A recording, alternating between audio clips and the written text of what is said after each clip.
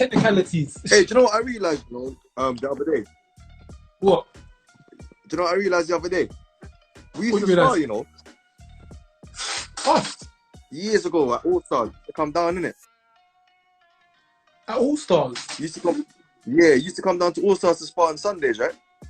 Ah, yeah, you're right, Yeah, I did. Yeah, we did a couple rounds there, We did a couple rounds. I was only a kid. You're going easy on me, though. Oh, bro, I'm talking small years. world. Small world, bro.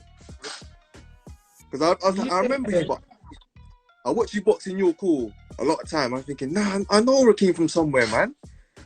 And then, remember you used to box for Rose Hill, right? Yeah. And then when the coach them used to call you Rose Hill. And then it just clicked today. I said, that's where I remember you from, That's not, because I remember that was around 2012. Was it 2012? 2013. Yeah, Yeah, it was like 2012. 2012 or 2013, one of them years. It was around that. Maybe a little bit earlier, because I remember you was doing most of the proper sparring you was doing with Farwas. If I remember properly, Kelvin Farwas. No, it wasn't. Because I went to All Stars, but on that day, he was sparring or something. So I was like, okay. But I sparred with another guy. I can't remember his name, but Farwas was there, but he wasn't sparring that day or something. Okay. Yeah, small world, man. Small world, bro. No, just boxing. It's a cycle. It's a mad cycle. We will make each other at some point down the line. Just crazy, Trust me, it's mad. But yeah, man. How you feeling? How's it? How are you feeling about the news? Listen, it's great news for me, man. I mean, I was just itching to get out, with the whole COVID situation. I'm just thankful to get out. When I saw the poster come out and I was on the poster, I just said, yes, finally something for me to work towards. Finally something for me to put a program together so I can start training properly towards something instead of just training for the sake of training. Do you know what I mean? So, I'm so pumped up. I'm so excited. And yeah, man, I'm just ready to go. I mean, I've been training as if I was going to box anyway. So my fitness level is pretty high. And yeah, man, I'm ready to go. 7 weeks to go, and looking forward to putting on a show for everyone. Yeah, because I can see your last fight was 7th of March last year. So it would have been, pretty much a whole year when you fight next on the 6th. It would have been 364 days until you fought. Which for a fighter, that's frustrating. A whole year of inactivity. Especially in these times now of COVID where you can't even get to the gym. You can just about get to the gym. There's not many people around. There's not much activity going on. It probably felt like your career was on ice for like the best part of a year. Well, for the whole year, I should say. I mean, I was pretty fortunate in the summer. I was able to go out to Portugal and train train as part of Dillian Whyte's camp for the first Povetkin fight. So I was pretty fortunate because at the time none of the gyms were open over here. So, when my coach called me and said, do you want to come over? I jumped at the chance, and went over and got some good experience out there training with the likes of Dillian and just being able to train and use the gym and spar and do things that I weren't able to do, just progress. Even though I didn't have a fight available, I was still able to just work on my craft and improve on things that needed improving instead of just becoming stagnant in a way where I couldn't get to the gym. Like you said, I was pretty much stuck just running outside and doing the odd pads in the park here and there. But I was very lucky. I mean, obviously I came back. When I came back, the gyms were allowed to open, albeit with the sanctions there and whatnot. But I like to look at the positives. It's been a tough year in terms of getting out and fighting and that, but if I look at the positive side, I've been able to go and have an experience in a world-class boxing camp, which I've never done before, and I feel I've picked up a lot from. So how long was you out there? I was out there for 2 months. Oh wow! Okay, yeah, that's a good amount of time. That's the whole fight camp. That's the whole fight camp. Basically, yeah, I was there for the whole camp basically. So yeah, it was a good experience. Met some good people out there as well, and yeah, just added to my arsenal and improved my game. You're managed by Dillian now. How long have you been managed by Dillian? From what point did he take over your management? Because I believe you was with Steve Goodwin before that. When I went out there, really, that's my earliest memory of it. Went out to Portugal. I think it was early June. I think it was early June that he really started to manage me, and yeah, I'm just grateful to have the backing of someone of the likes of him, and You know, he's got me a fight now, and I'm just ready to go. It's hard with the small hall, with the situation and the small hall scene. It's hard for guys to get out. Small promoters are struggling to put on shows, you know, because of all these COVID tests you need to do before the fight, and you're not allowed fans in the arenas. So it's hard for people to get out. I'm just grateful to be in a position where I can get out and have the backing of someone who can get me out. Talking of the small hall show, going into your fight, this is a full circle experience of you and Kane, because you both went down different routes as fighters for the small hall show. You was the home fighter, you sold the tickets, you had the fights, you done all of the things that you was meant to do. I think you won almost every round of your fights. You knocked fighters out, you stepped up, you first guys with positive records, you got the job done. You're now at the stage where you're going to be fighting on the undercard of some big fights. Kane, he took a bit of a different approach. He was the away fighter for some of that. He fought at a week's notice, at a day's notice, probably even an hour's notice if you asked him. He's fought probably in every district within the UK of boxing. He's picked up wins, he's picked up losses, he's picked up experiences. But he's also now come full circle to fight on a large show. So you both started from the small hall, you both made it to a good level now. How does it feel to have made it from fighting in the small hall to now fighting on a big show on the undercard of one of the fights of the year? Do you know, it feels fulfilling, because, you know, when that first pro letter comes through the door, when you're going through turning pro and getting your license, even though you're turning over on the small hall scene, you always have aspirations and dreams of breaking onto the big time. You know, that's what drove me through that was, you know, eventually one day I believe I'm going to get onto the big time and I'm going to get my chance to shine on the big shows, on the TV shows and whatnot. So to finally be given an opportunity, it just feels like all the years of hard work on the small shows. Because there's times on the small shows, I remember being out the night before the fight till 2, 3 in the morning selling the tickets. I remember exactly memories, and I remember times weighing in, then going back outside of York Court to sell more tickets. Just the struggle. I remember the struggle and how hard it was. So to be able to see how that's paid off, and that was all for something, means a lot to me. You know, I'm able to now progress on to where I feel I should be and I deserve to be. It's a big opportunity. It's a tough fight. Like you said, Kane's been in a lot of hard fights. He's had a lot more experience than me. He's really tough. He throws a lot of punches, and it's going to be a hard fight.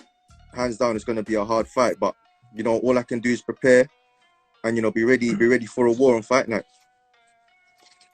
No, definitely. I definitely thought as fight, well, being in that position myself, when you fought in a small hall environment, when you've had to have about 10 or so fights, build yourself up, sell the tickets, gradually, slowly grind your way to that level. Once you get to that point where you're inside the hotel the night before the fight, you're having interviews, you're having TV, press conferences, having all that kind of stuff, you don't want to lose that. You don't want to go back to what you had before. So for both of you, this is a potential chance to change your life. You win this fight, possibly 2021, 2022, you're looking at potentially British titles, continental belts, you're looking at all sorts. So yeah, this is definitely a big step for both of you. For a fighter who makes his debut on TV, they never know what it's like not having the limelight on them, not having that talk show on them. Like, in my time when I was fighting professional, I would fight York Hall. Let's say the crowd's probably about 1,000 people or so. In the next week, I think there may be like a televised show at the York Hall, and there'll be triple the amount of people there. All the cameras, all the lights, the sun's there, the mirror's there, the boxing news there, everyone's there. But a week later, I was fighting in the same venue, and I won't get no attention. So it makes you hungry, wouldn't you say? Exactly, 100%. It does make you hungry, as well as boxing on small hall shows. Very similar to what you're saying. You know, I'd go to a lot of the big shows, the TV shows, and you know the difference. I remember being at a York Hall show one week, place being, you know, a quarter packed, and then being a big show next week and the place is sold out, and it's a massive difference. It's almost like it's two different sports. It's that obviously the sport itself is boxing, but how the event is done and the bright lights on, it's almost like two different things. It's like it's not boxing and boxing, it's boxing and something else. So when I was fighting, sometimes I'll have my fights, I'll go to the weigh-ins, I'll go to the conferences, I'll have the fights and all that kind of thing.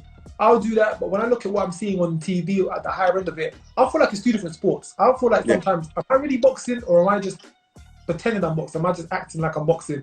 Because what these guys seem to be doing on the high level to what I'm doing, it seems like it's a whole different game. So making it like an accomplishment, which I would say, do as much as you can to stay in that position. Because you definitely 100%. deserve it. Talking of what you've done to deserve it, I don't think you've put a foot wrong. You've pretty much won every round. You've even got some fighters out there early. But there's one discrepancy on the record which I want to ask you about, and that's the fight with Dillian. It was a draw, so no one lost, no one won. How do you feel that fight went? The fight went pretty much how I thought it was going to go. Dillian came out and threw like 1,000 punches around pretty much. He was very aggressive. He was very strong as well. I planned to box him early and then maybe stand with him a bit later on as the fight slowed down. But, you know, credit to Liam, he kept the pace up the whole fight. He kept pressing the whole fight. He kept throwing loads of punches the whole fight. So what I did in the fight is I went back to what I always thought is how boxing should be scored, is I tried to land the cleaner punches. So I was there. I believe I landed the cleaner shots. You know, there was times I was on the ropes, you know, skating around the ring on the ropes, but I always feel like I landed the cleaner shots in the fight. And because of that, I feel like I should have won the fight. I mean, boxing, at the end of the day, it comes down to opinion. Some people like pressure, some people like clean shots. It just happened that day on the judges, they were split, and then the fight ended up a draw. It was a great experience though. It was a packed out York Hall. And, you know, I enjoyed every second of it. The fight was a war. And it's just what I like to do. It's what I've always liked to do. Sparring, fighting, I always just like to have a war. So I enjoyed every second of it.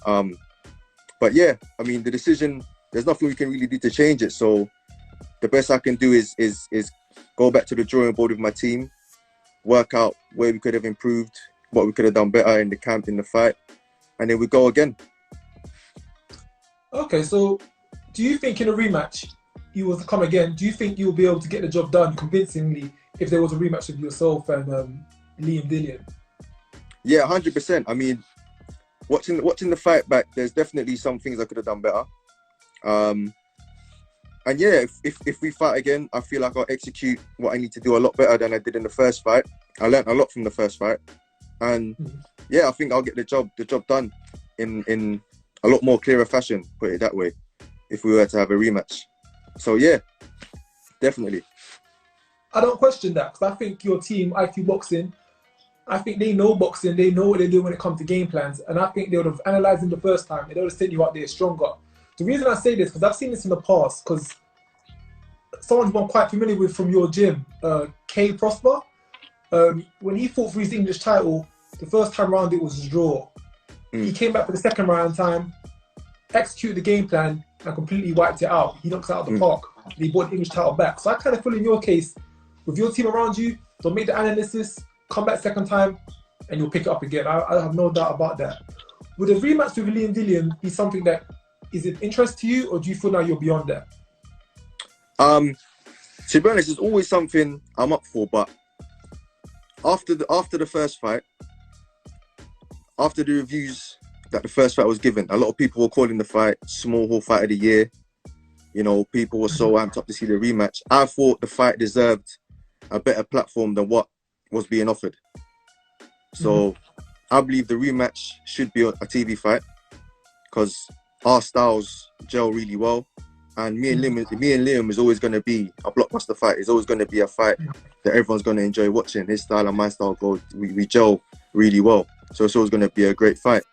But I just, at the time when the rematch was offered, I thought, do you know what? That fight deserves a lot more than that platform. Me and him deserve to have that fight again on a bigger platform. I mean, if that first fight was on a bigger platform, I think me and him would have been given a lot more credit. I think it's just because it was on the small hall scene and not many people saw it. Not only the people that were there that night saw it. We didn't get that much credit for the fight that we put up, but had it been on TV, it would have been a different story. So I thought to myself, you know what, no, this fight needs to be on a bigger platform. So if the fight is able to happen on a bigger platform, I'm 100% for it. No, I definitely, like I said, I've been in that position. I understand. You have some fights in the small halls which are potential fights of the year, but due to the fact that they're in small halls and they're not televised, only so many people will see that fight. And from then on, it's word of mouth, so it becomes a bit of a small hall legend, small hall myth. But like now, for example, if your fight on the 6th of March is absolute cracker, the whole world's going to see it. It's been recorded, it's been televised, the whole world rounds. So this is going to bring me on to my... Actually, one more question I want to ask before we move on is, how is your relationship with Dillian? What advice does he give you moving forward? Has he been much of an inspirational help since you've got linked up together? Yeah, 100%. 100%. When I first went out to Portugal to train, the amount of things I learned and just learned just from observing how he does his thing, how he does his training, how he structures his training, I would say is priceless. You know, the things I've been able to add into my setup and my game now has made me a different fighter for the better. You know, I was able to see how he does his strength conditioning, how he structures his boxing sessions, how he structures his camp basically. And it was like levels above anything I'd ever seen before. The structure, the organization, the level of sparring, the intensity of training. It showed me what I need to do to get to that sort of level. So what I took away from that camp, I took away so much. It's too much to even go through, but I took away so much that I feel like I'm able to take my game to a whole new level now, having witnessed what I witnessed out there. Yeah, definitely. I see what you mean on that one. Just sometimes training alongside fighters at that high level, you're exposed to what they're doing, you're seeing what they're doing, you're seeing how they go about their business, and just that alone, you pick up little tips and tricks and that influence right there. Also to know that you're training out of a gym of a man who's on the verge of fighting for a world title. Well, let's be real, Dillian should have fought for a world title a long time ago, but he's not had the odds in his favour on many occasions, and no matter how many wars he's been knocking down, he's proven time and time again he definitely deserves to have had a world title shot by now. He definitely deserves to have been a world champion. So I'm wishing him the best of luck to him moving on for the future. Let's now talk about the 6th of March. On the undercard of Dillian's fight, rematch with Povetkin, you're making a break yourself against the individual Kane Baker. Now, I'm going to play devil's advocate here. Let's hypothetically say I'm Team Baker. But I'm going to ask you some questions from that format, okay? But just to be straight, I'm completely neutral on this. So, Kane Baker, as we know, he's a man who's made a reputation for himself. He'll fight you anyone, any place, anytime, and anywhere. He's taking fights on a day's notice. He's taking fights on weeks' notice. He's fighting guys bigger and smaller than him. It seems to be a man that you can't derail. How do you feel you're going to derail this man? What will you bring to derail this man? Do you know what it is with me? How I see it is, Kane fights a lot of guys. He comes out and he makes them uncomfortable. You know, I see him in his last fight when he fought, can't remember his name, but he fought a 5-0 kid. He made the guy really uncomfortable with his punch output, his work rate, his pressure. He also fought Akin Fiaz. Even though Fiaz got the win, you could see Kane did make him feel uncomfortable. It was a close fight. It was a close fight. He made him feel uncomfortable in parts of the fight. Akin got the win, but I could see Kane was making him feel uncomfortable a little bit with the pressure, the pace, the volume of punches. What's different about me is I've fought loads of guys like that. I've been in situations like that. Even when I fought Liam Dillon, I was in them situations. I've been in the deep end many times before. So coming at me and throwing a load of punches and being aggressive and having a high punch volume is something. It's not something I've never seen before. It's something I've dealt with on many occasions. So it's not going to surprise me. It's not going to make me feel uncomfortable. If you want to throw 1,000 punches around, I'll throw 1,000 punches around with you and we can have it. And we can just have it out in the middle of the ring. It's not going to derail me at all. And I think that's what he's not going to expect from me. A lot of people have this assumption that all I can do is box. I don't know why. Because I've never been that kind of guy. But everyone just has the assumptions that all I can do is box. And if I was dragged into a hard, nitty-gritty fight, I wouldn't be able to last. But I've proven it before, and you know, I'll prove it again on Fight Night that if I need to get down and dirty and have it out, I'll do it. I think that will surprise him and that will derail him. Okay, I hear that. I definitely hear that. He throws a lot of punches, he makes his fighters feel uncomfortable. That's been what he's been doing for these years to get these wins on the road and to upset a lot of fighters. But in saying that, the Kane Baker that you're going to be fighting on the 6th of March is probably going to be the best Kane Baker, the best version of Kane Baker that we've seen before. Since his last fight in October, I can see from his Instagram, he's got access to new facilities, new training methods, new sparring partners. The doors have opened up. I think he's training full time now. I think he's been getting sponsored.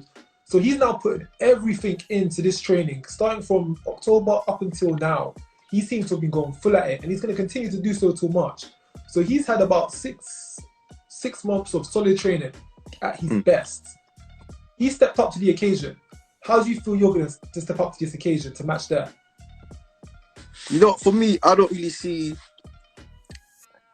bigger fights as a step up. For me, a ring is a ring and a fight is a fight, whether it's in your call at 3 p.m. on a small show or whether it's in the O2 sold out at 10 p.m. At the end of the day, it's a ring, me and him, 8-ounce gloves, and it's a fight. So I'm not looking to do anything different. What I've done in my career so far has worked for me.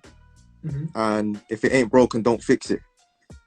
So I'm going to stick to doing what I'm doing. I feel like I'm doing it well.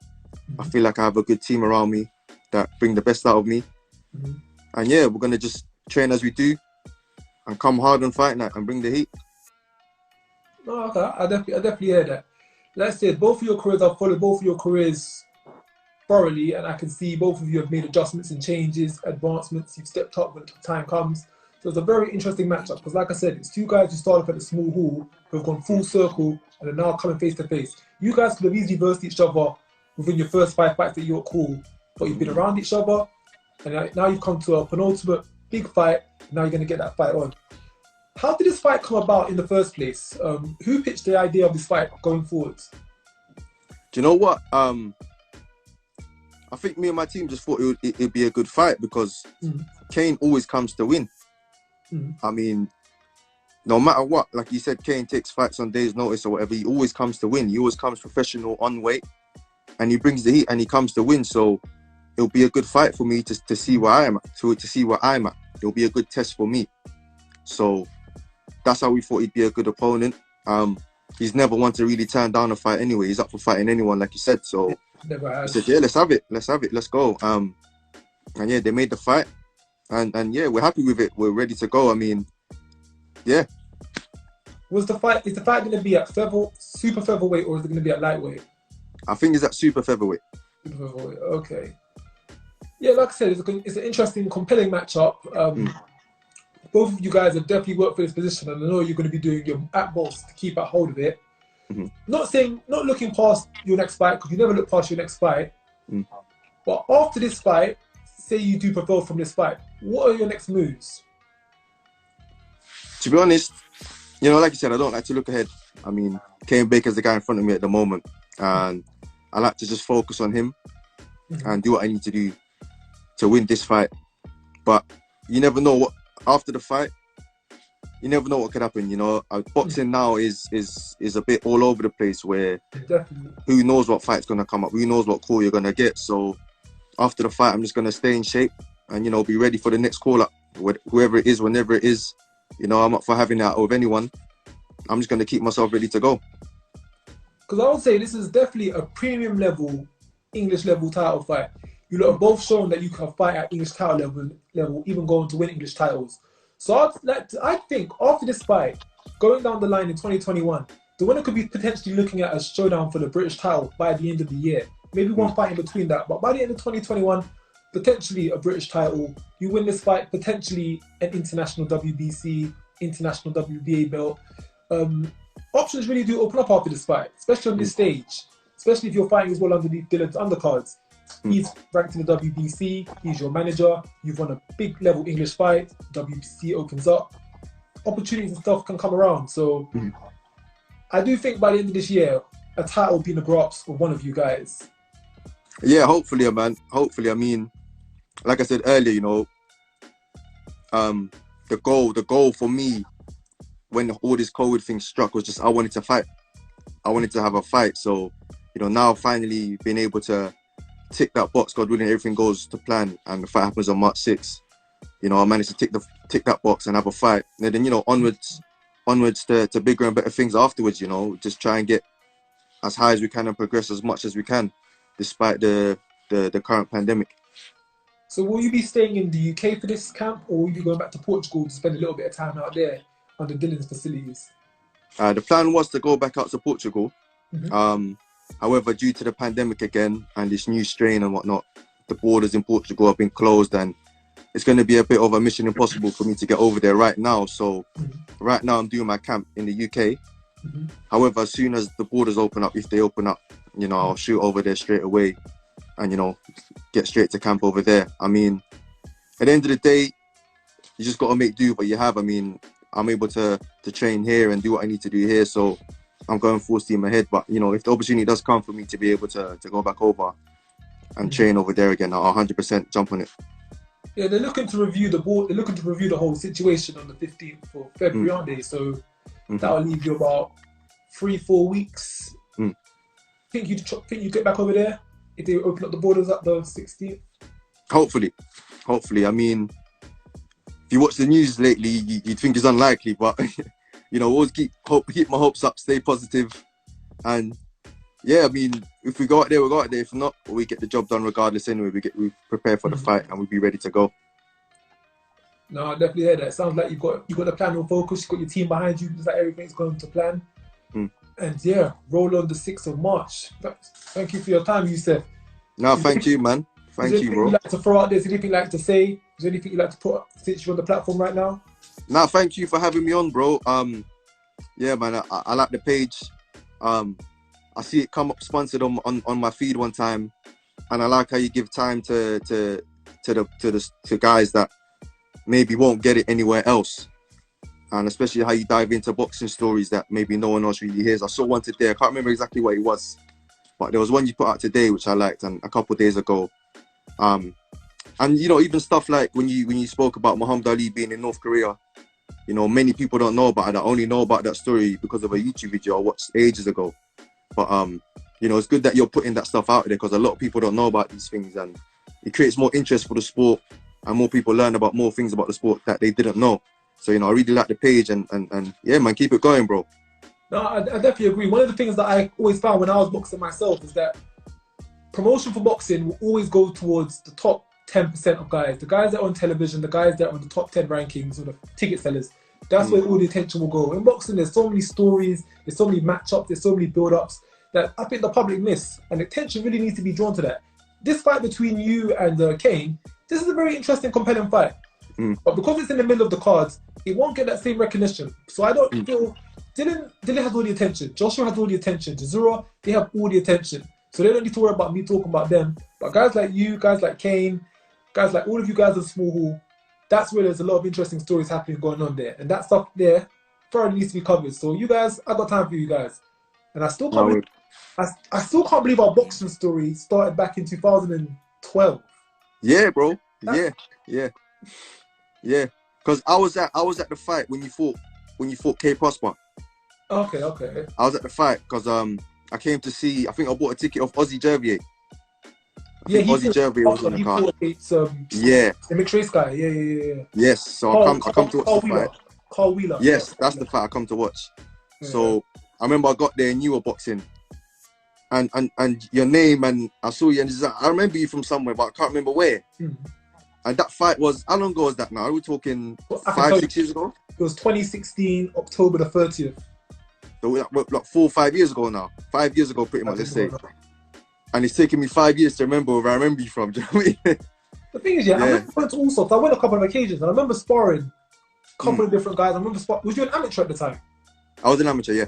Yeah. I remember they put me with some of the amateur fighters. Yeah. Yeah, I only did 2 rounds, 1 or 2 rounds. I didn't do too much because I think the weight at the time I must have been like a featherweight or something crazy like that. So I only did 1 or 2 rounds, and then they took me back out. But yeah, man, we sparred years ago, man. Yeah, Steve Palmer. Steve Palmer, that's what it was, yeah. Yeah. This boxing world small. This boxing world mad small. Like. This boxing world small, man. Small. I was gonna ask you a question. Go for it. When you was in Japan, what did you interact with the boxing scene or be out the gyms there? What's it like over there? If you managed to see what it was like. Oh, you saw that? Oh, okay. Japan, yeah. I've been following you for years, man. Oh, thanks. So okay, so basically, here's a bit of my box story. I went to Japan in 2017. I think it was the month after you made your debut, because you debuted in September 2017. Yeah, it was just as I turned pro.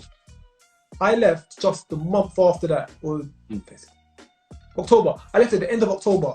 So I left from October, and I was going to be gone for a year. In my head, the plan was always to come back and compete professionally again. That was always the plan.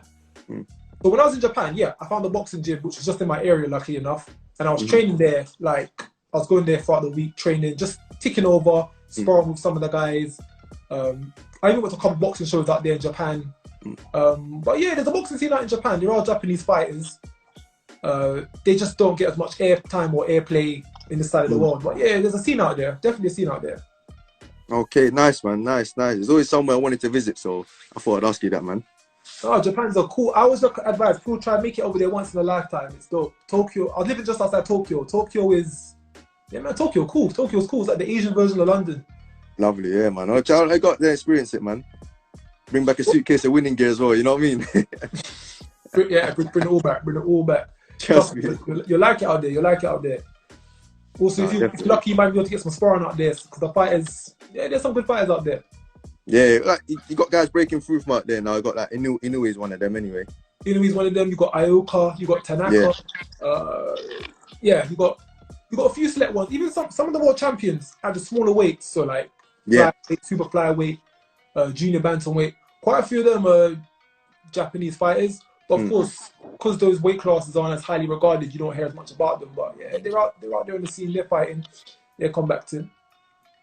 Yeah, cool, man. No, definitely, man. It's a bucket list thing for me to go out there. Well, win this fight, get on that platform. Hey, the world's literally your oyster. Make it happen. Will do, my bro. Appreciate it, man. No problem, man. Youssef, bro, take care of yourself. Take care, man.